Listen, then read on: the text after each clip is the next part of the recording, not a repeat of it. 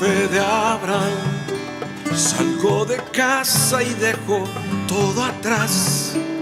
Estoy dispuesto a todo con el Señor. Hoy le obedezco porque es Dios amor. Soy peregrino siguiendo a José. Confío en Dios sin importar el camino. Sé que hay un plan de amor para mí, que al final me salvará de Egipto. Este es mi credo, credo, credo. Grita que Dios es la razón de mi fe. Este es mi credo, credo, credo. Soy peregrino porque voy junto a Él. Voy caminando con la iglesia. Nubes de fieles van hacia Él. Testigos de amor cuentan con su vida esta historia hasta la eternidad.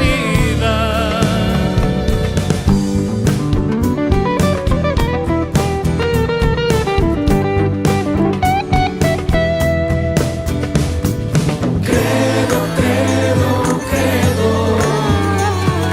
Credo, credo, credo. Credo, credo, credo. Soy peregrino con gente de a pie, santos sencillos que esparcen la fe. En Dios el Padre, en Jesús y el Espíritu, pueblo de Dios, iglesia peregrina. Este es mi credo, credo, credo. Grita que Dios es la razón de mi fe.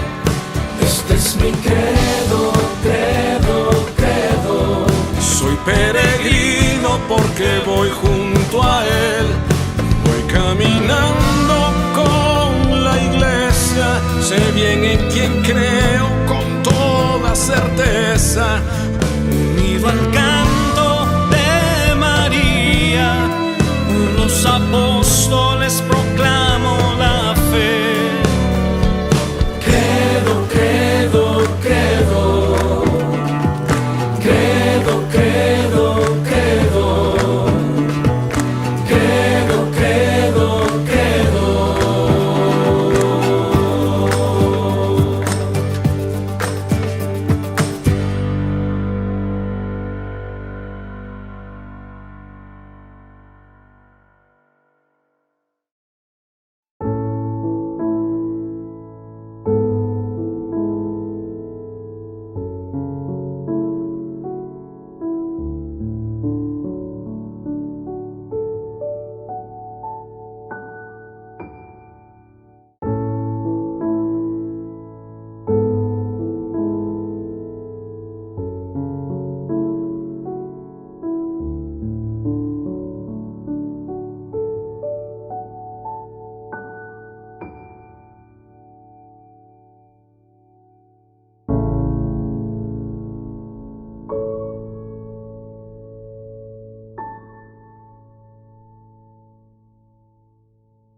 Mis queridos peregrinos, estamos llegando a la mitad de nuestra peregrinación, ahora sí, y espero que no se me cansen de este ritmo que traemos muy intenso, espiritualmente intenso, y para ustedes también comprometedor. Nosotros estamos felices, pero hoy tenemos que tratar un tema difícil, duro, doloroso de tratar. No lo vamos a hacer en un plano de espiritualidad, lo vamos a hacer en un plano doctrinal, en un plano teológico, que también necesitamos, pero no es como ver una casa bonita, terminada, amueblada y con flores, es más bien como entrar en la estructura del cemento de la casa, y eso tenemos que hacerlo también con mucha paciencia y con mucha generosidad respecto a la pasión de Cristo. Para comenzar, esto es una breve introducción, estamos en Notre Dame de Jerusalén. Esta es la exposición de la Sábana Santa de Turín. Aquí tenemos una réplica de la Sábana Santa de Turín, ahora se la voy a explicar. Y tenemos algunos objetos relativos a la Sábana Santa y relativos a la Pasión de Cristo tal como con la información que nos enseña la Sábana Santa. Es una exposición muy hermosa y les digo por qué. Cuando vienen los peregrinos y visitan la ciudad de Jerusalén y van viendo los lugares de la Pasión con todo el caos de una ciudad, del va y ven de gente, que el que compra, el que vende, la Vía Dolorosa es un mercado musulmán, etcétera, etcétera, etcétera. A la gente le cuesta entender, poner juntas las cosas de la Pasión. Y cuando vienen a visitar esta exposición, como que juntan todo en la persona de Cristo, en el cuerpo de Cristo, tal como sufrió y como quedó de la Pasión. Entonces, voy ahora a explicar varias cosas de la Pasión, el sentido teológico, histórico de la Pasión, y vamos a verlo un poco también centrado en la persona de Cristo. Y por eso vamos a hacer un recorrido brevísimo de esta exposición. No es una explicación de la exposición, pero miren, aquí tienen la corona de espinas, una corona de espinas hecha por un grande científico, un botánico israelí, que estudió la Sábana Santa en detalle de acuerdo a la botánica que él conocía, y descubrió que la corona de espinas había sido hecha de dos tipos de espinas diversas, unas muy grandes, durísimas. Cuando están secas esa planta se puede clavar en una madera como un clavo, y en cambio estas otras espinas pequeñitas como alfileres que se clavaban terriblemente en la cabeza y que dolían mucho en los nervios, etcétera. Y la corona de espinas, que como nos muestra aquí era un casquete, no era una coronita así artística, preciosa, como vemos a veces en nuestros crucifijos. Imagínense que los soldados cogieron unas ramas de espina, las trenzaron como pusieron, se las pusieron en la cabeza a Jesús, y con sus espadas y con sus lanzas lo golpeaban en la cabeza para clavárselas bien clavadas. Aquí podemos hacernos una idea muy clara de cómo era. Y la Sábana Santa, miren, en la parte de atrás de la cabeza tiene unas manchas muy grandes de sangre, y lo mismo en el rostro, el divino rostro, tiene unas manchas grandes de sangre, seguramente donde entraron esas espinas tan grandes y que, repito, eran como clavos clavados en su cabeza. Aquí les voy a mostrar ahora los flagelos. Queridos amigos, la flagelación que sufrió Jesucristo fue inaudita, de cruel, de dolorosa y de tremenda. No quiero ahora explayarme mucho en este tema porque no es el tema de nuestra catequesis, pero a Jesús lo flagelaron 3 veces más de lo que normalmente se flagelaba a un condenado a la flagelación. Y era el punto inmediatamente anterior a la muerte. Mucha gente se volvía loca, mucha gente se desmayaba, mucha gente se moría con la flagelación porque fue durísima, terrible. A Jesús, según nos muestra la Sábana Santa, lo flagelaron 2 personas, una de cada lado, con flagelos diversos, y unas 120 veces. Repito, inaudito lo que sufrió Jesucristo con la flagelación. Y aquí pueden ver los 2 tipos de flagelos que utilizaron para la flagelación. Uno eran unas bolitas de plomo pequeñas como canicas, que esas bolitas de plomo golpean las articulaciones en la parte interna, los nervios, las articulaciones, los cartílagos, machacan a la persona, pero no superficialmente, sino internamente. En cambio, este otro flagelo que vemos aquí tenía unos huesillos de pollo, y esos huesillos de pollo, cuando están secos, hacen como de navajas. Imagínense que le golpeaban con esos flagelos, con 3 cuerdas, tal como se muestra aquí en este flagelo. Se clavan los huesillos esos en la piel, y se jalaba el flagelo, entonces iba desgarrando la piel superficialmente.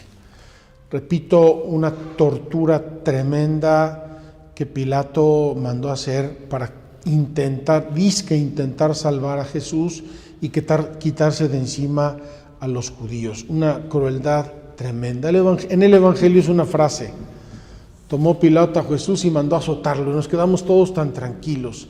Esas imágenes de la pasión, de la película de la pasión de Mel Gibson, no sé si se acercan a la realidad o incluso si se quedaron cortas. Aquí podemos ver, queridos hermanos, en imágenes, agrandamientos hechos sobre la sábana santa, cómo se ven el sentido, cómo golpearon los flagelos en dos sentidos diversos, y se pueden contar el número de golpes que le dieron a Jesús. Vamos a ver brevemente aquí en la imagen de la sábana santa. No sé si nuestra imagen es lo máximo como para verlo. Además tenemos unos ciertos reflejos. Miren, la sábana santa, queridos amigos, envolvió el cuerpo de Jesús en este sentido. Aquí estaba el cuerpo de Jesús y así envolvió el cuerpo de Jesús. Por tanto, si se abre la sábana santa,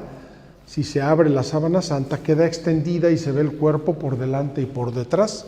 Aquí está el divino rostro, aquí están los brazos de Jesús, aquí están sus piernas, aquí está la mancha de los clavos en el pie, sobre todo en el pie izquierdo. Los dos pies se los crucificaron encimados y por lo tanto tiene mucha más sangre.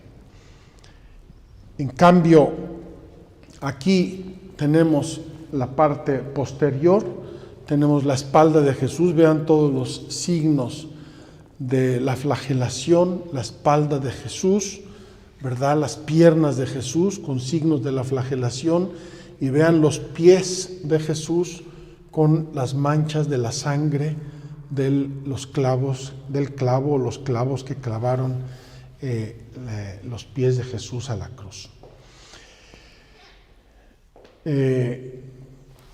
Queridos amigos, queridos hermanos, si les describiera yo estas torturas y esta pasión de Jesús, es tremendo. Una vez estaba yo aquí explicando la pasión de Cristo con estos objetos y una persona se me desmayó del dolor, de la tristeza, de la impresión. Vamos a ver los clavos de Jesús. Queridos amigos, conocemos los clavos que utilizaron por dos motivos. En primer lugar, por la sábana santa. Ahí se ven las dimensiones de los clavos y debieron ser unos clavos del grueso de un dedo como el mío. En segundo lugar, se encontró hace tiempo una tumba en Jerusalén de un crucificado. Los romanos crucificaban gente cada rato por cualquier motivo. Y encontraron un cuerpo de un crucificado y tiene el clavo que atraviesa los huesos del tobillo del pie, y después por debajo le dieron, digamos, para doblarle la punta al clavo.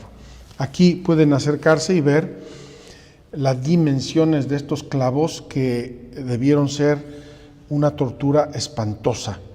El doctor José Palacios, un traumatólogo español muy, muy importante, de un hombre de grande sabiduría, edad, experiencia, hizo un estudio de la sábana santa desde su punto de vista médico y nos dice que estos clavos, en el lugar donde le pusieron los clavos en las muñecas, equivale exactamente a cortarle la mano a uno de un machetazo. Los dolores que sufrió Jesús en la pasión no podemos ni imaginarlos. Si nosotros cogiéramos un alfiler y nos cruzáramos el brazo de lado a lado, estaríamos dando saltos de dolor y de desesperación, y la pasión que sufrió Jesús fue inaudita. No quiero extenderme mucho, pero aquí tenemos en la sábana santa la mancha del costado, una mancha de sangre grandísima en el costado, y aquí tenemos el diagrama de cómo estaba Jesús colgado y la lanzada, que a él ya no le hizo nada porque ya estaba muerto, como sabemos, pero sí esa lanza traspasó el corazón de la Virgen María sin lugar a duda, como le había anticipado el viejo Simeón. Queridos amigos, solamente una visión así muy panorámica de los sufrimientos físicos de la pasión, los sufrimientos morales, el abandono, la traición, el desprecio, la hipocresía, el pueblo que pide su condenación, que caiga su sangre sobre nosotros, escogen a Barrabás en vez de a Jesús, quieren obedecer al César, ellos que aborrecían a los romanos dicen queremos al César y no a este Cristo, etcétera, etcétera, unos sufrimientos tremendos.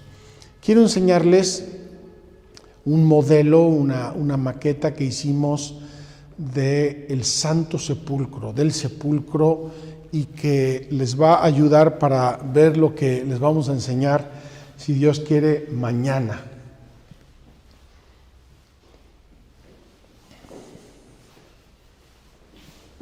Queridos amigos, tenemos aquí una maqueta en piedra de Jerusalén, una piedra muy original, donde se muestra cómo eran las tumbas herodianas, las tumbas del período del rey Herodes.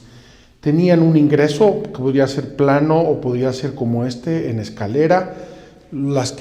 Hay muchísimas tumbas herodianas en la zona de Jerusalén, yo conozco por lo menos unas 12 o 15, bastante bien conservadas, casi todas tienen escaleras. Entonces tienen la escalera, luego tienen la famosa piedra, una piedra que pesaba toneladas y que normalmente abrían o cerraban para cerrar la tumba, de modo que estuviera suficientemente segura. Aquí se ve muy bien la piedra que cerraba el sepulcro.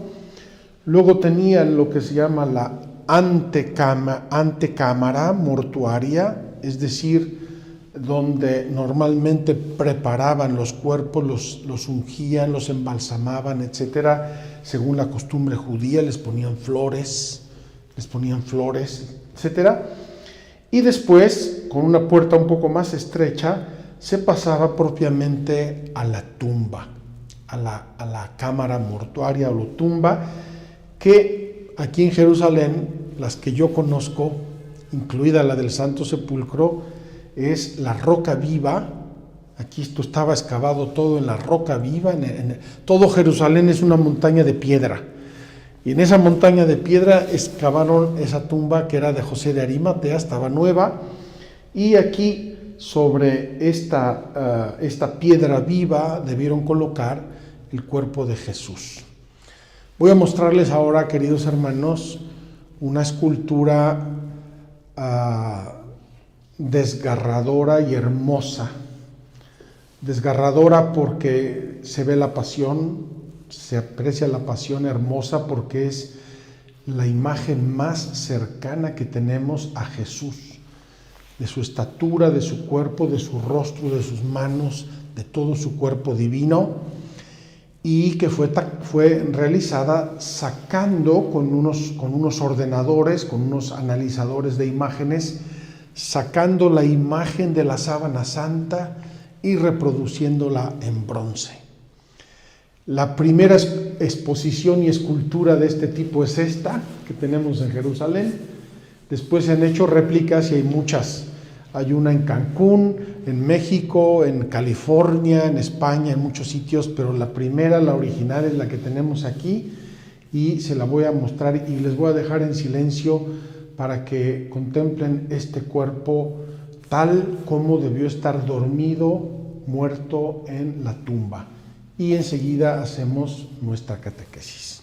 Vamos a descubrir esta escultura, queridos hermanos. Le voy a pedir aquí a Paola, que está hoy de camarógrafa, que se acerque un poco al rostro, a las manos, al costado, y lo vamos a hacer en silencio.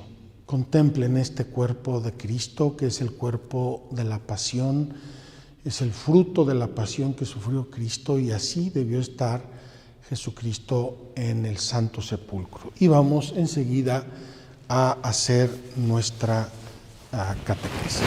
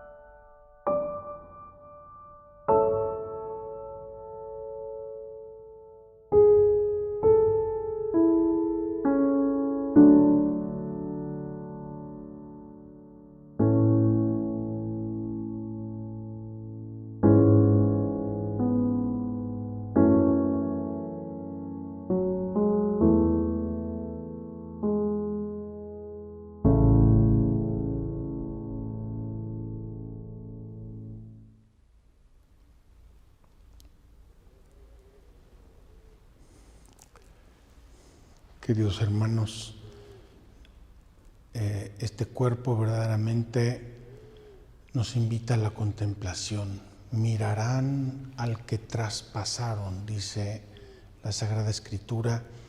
Vamos a mirarlo ahora, pero vamos a mirarlo desde la fe, vamos a mirarlo desde la Sagrada Escritura, vamos a mirarlo desde la historia, vamos a mirarlo desde la tradición de la Iglesia, cómo los cristianos desde el día 1 hasta el día de hoy contemplamos este cuerpo amorosísimo de Jesucristo nuestro Señor.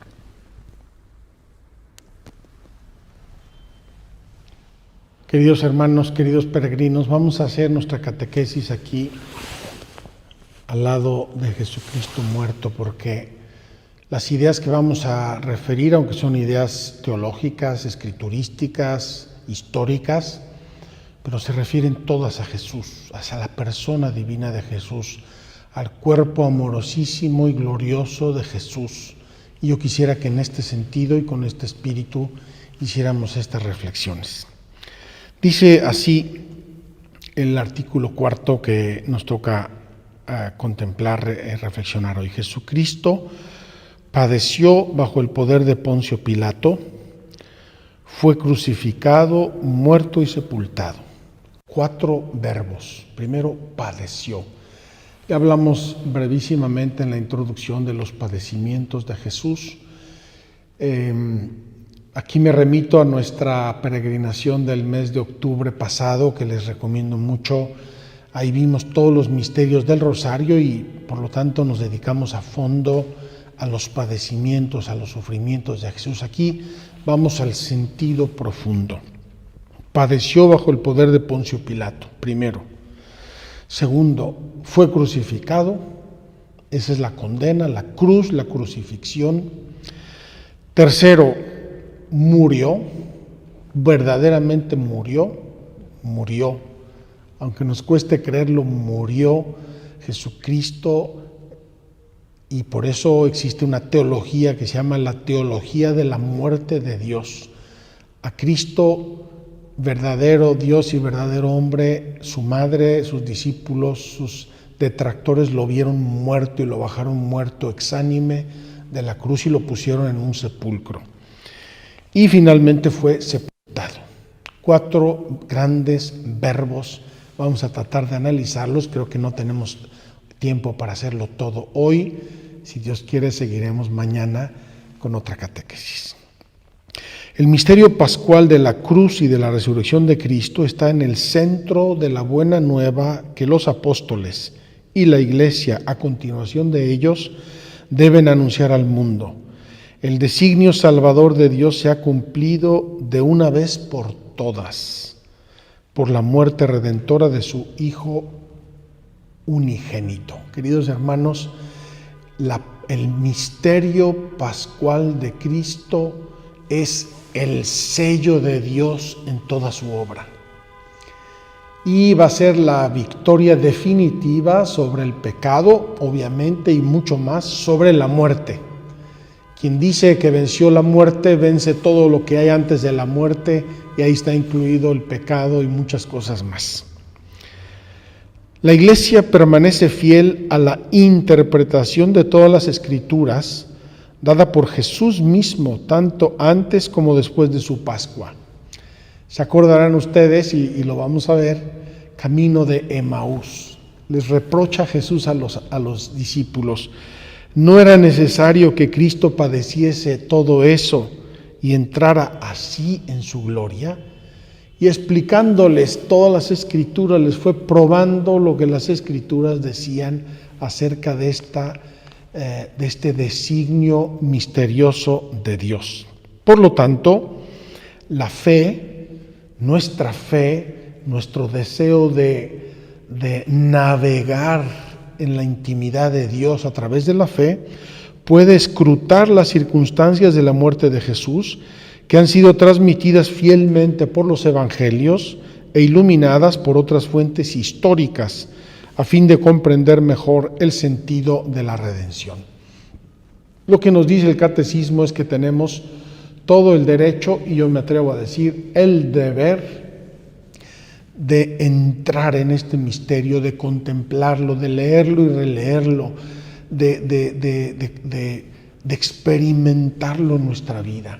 Y a propósito de experimentarlo, queridos hermanos, a veces el sacrificio, el dolor, la enfermedad nos da mucho miedo a todos, y con toda razón.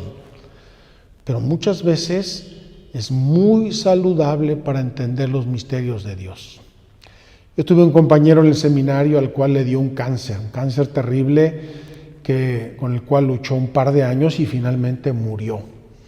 Y él tenía esta frase, una frase hermosa: yo era un leño verde que no ardía hasta que Dios me mandó el cáncer. ¿Por qué? Porque ese cáncer le introdujo en el misterio pascual de Cristo, que es un misterio de vida. Aquí está muerto, pero ya sabemos que murió, él mismo lo dijo, como una semilla de trigo, cae en tierra y muere para dar fruto. Para dar fruto. Así es que yo les invito a todos ustedes, entre los que nos están viendo y siguiendo estos días, habrá gente que ha sufrido, está sufriendo o sufrirá. Abracen ese sufrimiento y entren con él al misterio de la pasión de Cristo, y van a encontrar mucha luz, mucha paz, mucho sentido a su propia vida, a su propio sufrimiento. Queridos hermanos, nos podemos preguntar con toda razón: ¿por qué mataron a Jesús? ¿Por qué mataron a Jesús? ¿Por qué se dio la pasión? Y encontramos una primera respuesta en el anuncio que Simeón iba a dar a la Virgen María cuando presentaron al niño Jesús. Este niño será signo de contradicción. Será signo de contradicción. Jesús es el Mesías, es decir, el ungido por el Espíritu Santo, y con la sabiduría que Jesús tiene, empezó a enseñar. Y empezando a enseñar, en su vida pública, empezó a golpear malas interpretaciones de la ley, malas interpretaciones de la Escritura, y con eso grupos humanos. Los fariseos tenían su propia interpretación de ciertas normas y de ciertas leyes, y Jesús empezó, perdónenme la expresión, a pisarles los callos. Y Jesús empezó a explicar otras normas de la ley, y con eso le dio otro golpe a los sumos sacerdotes y a los fariseos y a los escribas. Y luego explicó otras cosas, y con eso les pisó los callos a los herodianos. Entonces, aunque Jesús encontró, generalmente hablando en la gente sencilla, muchos seguidores, masas que lo seguían, en los grupos institucionales del tiempo encontró enseguida mucha oposición. Encontró oposición en 3 puntos, lo voy a leer. Y Israel era un país pequeño y sigue siendo un país pequeño, entonces lo que ocurre aquí resuena mucho, hace mucho ruido porque todo el mundo se conoce de algún modo. A los ojos de muchos en Israel, Jesús parece actuar contra las instituciones esenciales del pueblo elegido. 3 instituciones esenciales del pueblo elegido. El primero, la ley. La ley de Dios, la ley de la Biblia, la ley de Moisés. Jesús empieza a decirles que están observando las leyes mal, y eso le duele mucho a los fariseos, que seguramente lo hacían de buena fe o por tradiciones recibidas de sus padres, de sus antepasados. Les pisa los callos. Segundo, el carácter del templo. Queridos hermanos, el templo de Jerusalén, y ya lo visitamos, era el centro del culto en absoluto. Y con razón. Los profetas habían visto en el templo la casa de Dios, la presencia de Dios, la gloria de Dios. Y por ese motivo todo el pueblo de Israel tenía que ir al templo por lo menos una vez al año. Iban de peregrinación una vez al año, ofrecían sacrificios, etcétera, porque ahí se iba a orar, ahí estaba la presencia de Dios. Y Jesús va a decir con una valentía gigante que su cuerpo es el templo de Dios. Y va a expulsar los vendedores del templo porque amaba el templo, lo veneraba el templo, iba al templo él a orar como todo buen judío, a orar a su Padre, pero no estaba de acuerdo con las exageraciones y con las malas interpretaciones sobre el templo. Y tercero, y esto quizá era lo más delicado y lo más importante, Jesús en un pueblo radicalmente monoteísta, es decir, que tiene un solo Dios, Yahvé, lo adoran, no pueden ni pronunciar su nombre, él va a introducir por sí mismo, en sí mismo, el concepto de la Trinidad, que nosotros cristianos creemos que sigue siendo un solo Dios, pero en 3 personas, y eso a la gente de su tiempo le va a causar un problema gigante. Primero, Jesús y la ley. Queridos hermanos, San Pablo y la carta a los Hebreos nos van a hablar mucho de la ley de Israel. La ley se había hecho opresiva, la ley se pone para marcar límites. La ley que Moisés predicó, enseñó al pueblo de Israel es porque era un pueblo de dura cerviz. Y se había introducido, sobre todo en el fariseísmo, la idea de que o cumplías todo o no cumplías nada. Y dice San Pablo que eso era una grande condena, era un peso. Nacían con el peso de la ley encima, una especie de condenación. ¿Por qué? Porque al fin y al cabo nadie podía cumplir la ley exactamente y perfectamente, somos todos seres humanos. Y entonces vivían todos en una situación de semicondenación, ¿verdad? Había los superpuritanos que observaban hasta el último y se pasaban la vida solo en eso, y Jesús viene a enseñar una libertad. Al inicio de su ministerio en el Monte de las Bienaventuranzas, Jesús va a decir lo siguiente: No penséis que he venido a abolir la ley y los profetas. No he venido a abolir, sino a dar cumplimiento. Sí, os lo aseguro, el cielo y la tierra pasarán antes que pase una i o un ápice de la ley sin que todo se haya cumplido. Por tanto, el que quebrante uno de estos mandamientos menores y así lo enseña a los hombres, será el menor en el reino de los cielos. En cambio, el que los observe y los enseñe, ese será grande en el reino de los cielos. Y el único verdaderamente grande es Él. Jesús, que vivió el Espíritu, lo subrayo, el Espíritu y la letra de la ley. Por eso cuando quieren condenar a Jesús buscan algo, y tenía muchos enemigos y no encuentran nada. Se tienen que inventar excusas. ¿Por qué? Porque Jesús cumplió la ley y así la enseñó y así la transmitió. Jesús era conocido como maestro, rabí, le decían muchos, y María Magdalena, Rabboní, mi maestro, y él enseñaba la palabra de Dios y enseñaba lo que Moisés, y lo vivía perfectamente.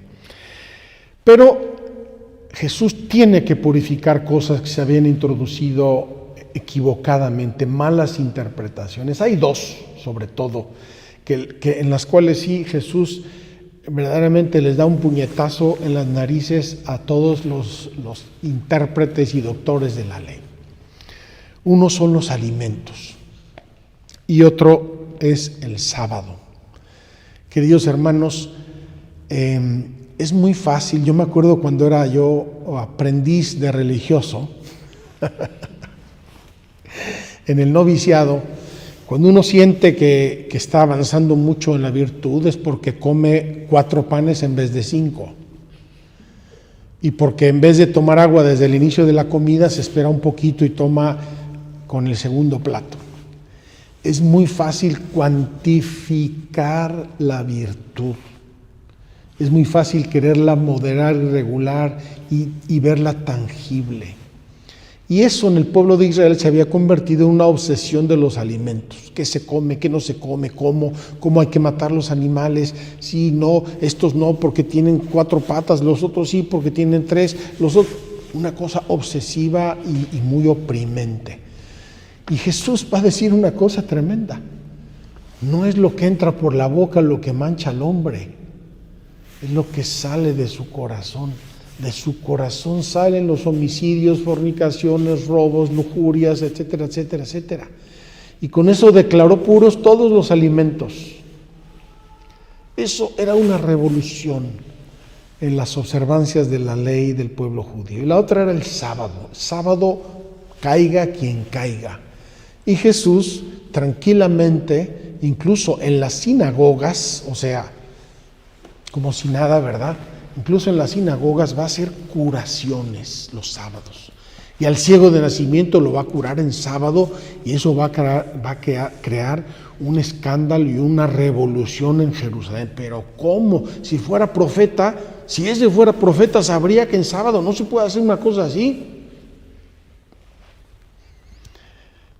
Primera cosa, la ley.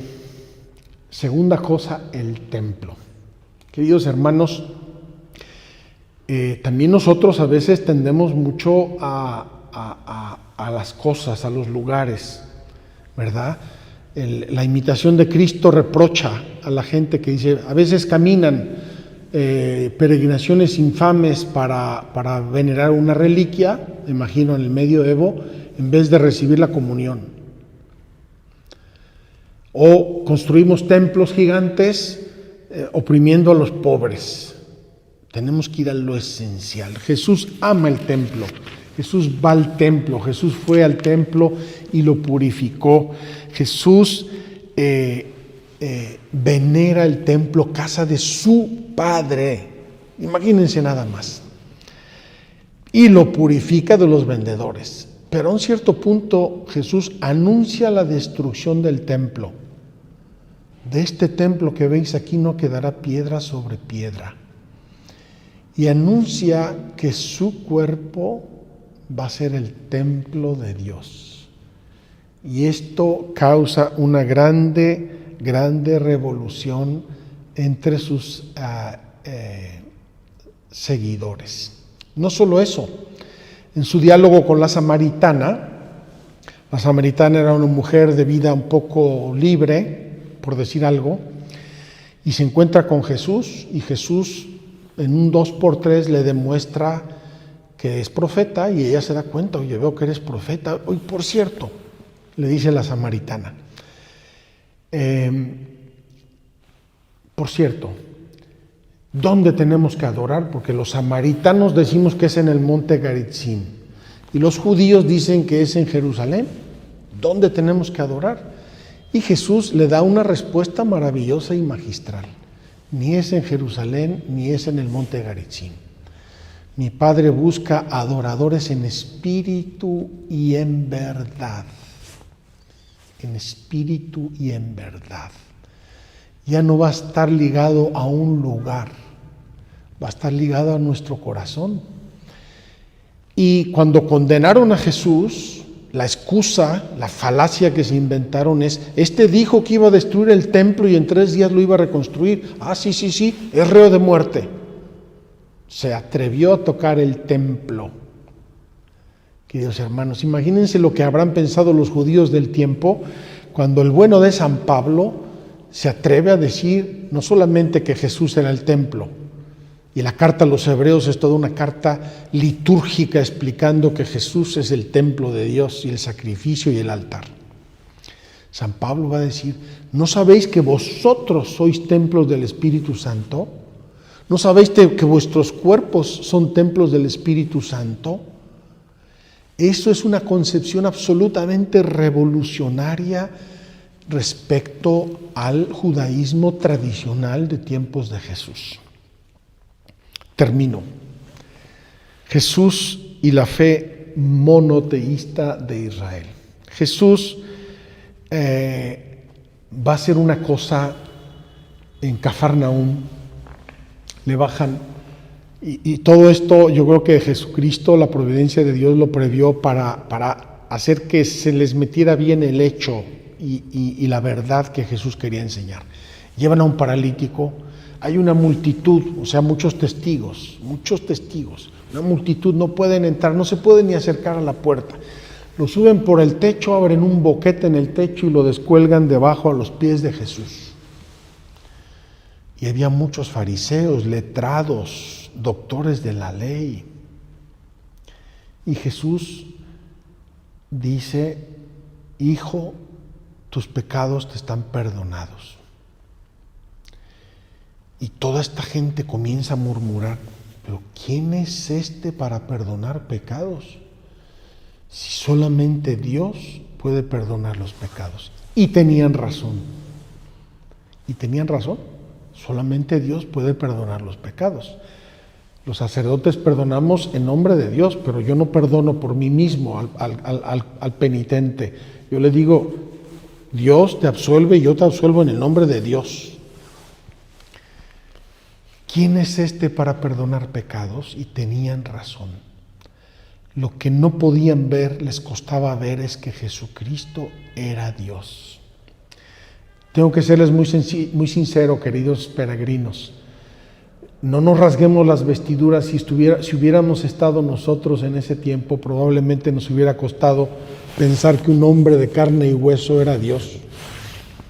Va a ser solo a la luz de la resurrección que los ojos se van a abrir y se van a caer las murallas de Jericó de todas estas cosas para decir: efectivamente era el Hijo de Dios. Pues bien, esto escandalizó mucho a la gente de su tiempo, sobre todo a los estratos oficiales del judaísmo de su tiempo. Jesús pidió a las autoridades religiosas de Jerusalén creer en Él, en virtud de las obras que su Padre realizaba a través de Él. Dice Jesús: si no me creéis a mí, creed a las obras que yo hago. Ya sabrán por qué decidieron acabar con Jesús los sumos sacerdotes, el Sanedrín, el judaísmo oficial de Jerusalén. ¿Por qué decidieron acabar con Jesús? ¿Ustedes lo recuerdan? Porque resucitó a Lázaro. Fíjense, ante la evidencia deslumbradora de que es Dios, porque nadie puede resucitar a un muerto si no es Dios, y que Lázaro estaba bien muerto, lo dice el Evangelio, ya huele mal. Llegó Marta y le dijo: Señor, jam fetet, fétido, ya apesta. El único signo absolutamente cierto de que una persona está muerta. Jam fetet, ya apesta, le dijo Marta a Jesús. Y Jesús se volteó y le dice: ¿no te he dicho que si crees verás la gloria de Dios? Y lo resucita. Y por ese motivo van algunos judíos creyeron, y otros van corriendo con los sumos sacerdotes y le dicen: esto es demasiado, esto es imparable, o acabamos con él o esto no va a acabar de ningún modo. Y por eso deciden acabar con él. Vamos a la segunda parte de nuestra catequesis de hoy. Jesús murió crucificado. Vamos a hacer solo un recorrido muy veloz, queridos hermanos, de los conceptos, porque son obvios, son evidentes, y por otro lado no podemos explicarlos con todo detalle. El proceso de Jesús. Sabemos que el proceso a Jesús tuvo dos partes. Una parte religiosa que se hizo el Jueves Santo en la noche, y una parte civil que se hizo el viernes por la mañana ante Poncio Pilato, el procurador romano. Pero incluso en el proceso a Jesús había discordancias, había gente que lo defendía. No con muchísima valentía, pero lo defendían, como Nicodemo, José de Arimatea, Gamaliel, en otra ocasión también defendió a Jesús. ¿Quién fue el responsable de la muerte de Jesús? Tenemos que decir una palabra sobre los judíos. Queridos hermanos, el Evangelio de San Juan habla de los judíos, los judíos, los judíos. Momento, calma. Judíos había muchos, y los que condenaron a Jesús y eventualmente los que estaban en Jerusalén fueron pocos. No podemos culpar de ningún modo a todo el pueblo judío de la suerte de Jesús, que además era una suerte prevista en la providencia. Ahora vamos a hablar de eso. Hubo unos cuantos y seguramente colaboraron y decidieron ellos lo que quisieron, quizá con malas artes, quizá con malicia. No podemos entrar a juzgar nosotros a toda esa gente de ningún modo, pero mucho menos podemos culpar a todo el pueblo judío de antes, y mucho menos al de ahora, que no tiene nada que ver con ese tema. Se los digo porque el emperador Constantino escribió una carta famosísima donde culpaba a los judíos todos de ¿cómo era el término? Deicidio, es decir, muerte de Dios. Y eso no lo admite más la Iglesia. Eso fue un error histórico y una perspectiva que no podemos de ningún modo aceptar. En realidad, Jesús murió, sí, por la condena y la acusación de gente que colaboró con los planes providenciales de Dios, pero los verdaderos culpables de la pasión de Cristo somos todos, porque somos todos pecadores. Y los pecadores recalcitrantes son verdaderamente más culpables de los dolores de Cristo, porque siguen el pecado, se empecinan en su pecado. Ojalá Dios los libre de morir en pecado grave, en pecado mortal, pero en realidad estábamos todos. En nuestra peregrinación pasada me permití invitarles a ustedes a hacerse protagonistas de la pasión, y les dije: vamos a gritar todos: crucifícalo, crucifícalo. Y me puse a gritar, y queridos hermanos, estábamos todos gritando ahí, porque todos necesitábamos la muerte de Jesús para ser redimidos. La muerte redentora, designio de salvación. Jesús es entregado, y aquí concurren muchas causas, por un designio amoroso de Dios. Estaba previsto, Dios lo quería así, Dios lo tenía pensado así. Jesús muere por nuestros pecados según las Escrituras. Ya lo vemos desde que es anunciado como el siervo de Yahvé. El siervo de Yahvé en las Escrituras es el que carga sobre sí nuestras llagas, cura nuestros dolores, etcétera, etcétera. Y Jesús lo sabía. Y Jesús lleva adelante ese proceso con su propia vida, con su valentía, con su honestidad a la misión que Dios le había encomendado. Hay en la teología de San Pablo una expresión muy tremenda. Dios le hizo pecado por nosotros. Dios le hizo pecado por nosotros. ¿Por qué? Porque en la muerte de Jesús iba a morir el pecado para nuestra salvación. ¿Cómo debió sentirse Jesús? Yo, al pensar en la pasión de Cristo, hay una expresión que me lacera el alma, queridos hermanos, que me parece que es el corazón de toda la pasión. Dios mío, ¿por qué me has abandonado? En una ocasión escuché una interpretación de esa frase y iba en este sentido. Dios lo hizo pecado por nuestra salvación. Con esa expresión Jesús nos revela, según esta interpretación que yo quiero compartirles, que Él de algún modo se sintió en la cruz como si estuviera en el infierno, como si estuviera condenado. Esa pasión moral, espiritual de Cristo debió ser terrible, inimaginable. Uno que había amado a su Padre siempre, que solo quería hacer la voluntad del Padre, que lo que Dios quisiera, y sentirse hecho pecado por nosotros en la cruz, queridos hermanos, es la pasión en su sumo grado, en su suma expresión. Jesús llevó en su humanidad nuestros pecados a la cruz para matarlos, para desecharlos, para liberarnos de los pecados. Esta iniciativa es de Dios, es una iniciativa de amor, y esta iniciativa realiza la redención de todos los hombres. Los padres de la Iglesia y la teología dicen, ya lo hemos mencionado esta frase, lo que asumió, lo redimió. Entonces Jesús, asumiendo nuestra naturaleza humana en todo, menos en el pecado, la lleva allí a la cruz y en la cruz la purifica, y con eso redime a todos y cada uno de los que tienen esa naturaleza humana. Queridos hermanos, tendríamos que abrazar esta escultura y llenarla de besos de agradecimiento. Por tus llagas nos has salvado, Señor. Pequé, Señor, ten misericordia de mí. Pecamos y nos pesa. Ten misericordia de nosotros, reza el pueblo fiel, el pueblo creyente.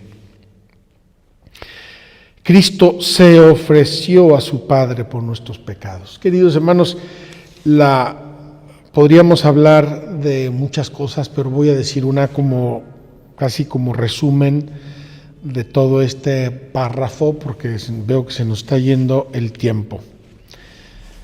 Jesús es presentado por Juan Bautista como el Cordero de Dios.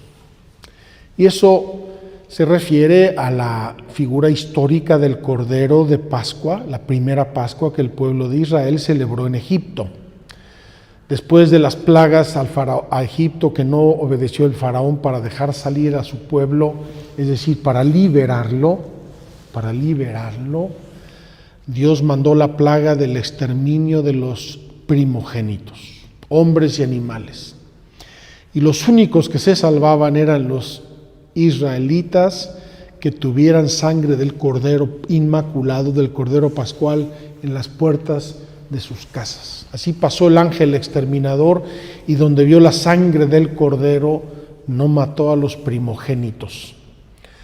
Queridos hermanos, cuando decimos este es el Cordero de Dios, estamos pensando en Jesús, el Cordero Inmaculado que Dios llevó a la cruz por manos nuestras, con nuestra participación, la de los pecadores, todos, y con esa sangre derramada en nuestras almas, Dios nos liberó de la muerte, nos liberó del pecado, y con eso empezamos un éxodo nuevo, una liberación, ya no de Egipto, sino del pecado. La liberación de Egipto es un símbolo de la liberación del pecado. Y con esa liberación el pueblo se encamina hacia la tierra prometida, con la liberación del pecado que nos regala Dios en el bautismo. Nosotros comenzamos nuestro éxodo hasta la salvación eterna. Queridos hermanos, cuánto amor de Dios, qué designio tan misterioso, tan sabio, tan santo.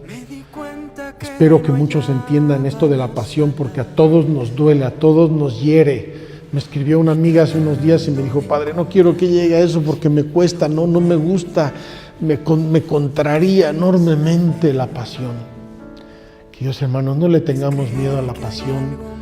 En primer lugar, ya pasó y Cristo resucitó y estamos todos muy contentos, pero entrar en la pasión es conocer los designios del amor, la profundidad del amor de Dios, del perdón, de la misericordia y también la gravedad del pecado. Si el pecado no nos hubiera hecho tanto mal y no nos hiciera tanto mal, probablemente Jesús no hubiera llegado hasta ese extremo. Y eso es lo que dice Jesús. El Evangelio, cuando la cena, en la última cena, en donde Jesús anticipa su ofrecimiento en la cruz, dice San Juan, los amó hasta el extremo. Es decir, los amó completamente. Podemos ver ahí ese corazón traspasado, bendito, ese corazón en el que Jesús derramó toda su sangre, es decir, nos dio todo su amor y con ello nos dio toda su vida y nos dio toda su gracia. Queridos hermanos, meditemos la pasión de Cristo con amor, sin miedo, con gratitud. Sus llagas nos sanan.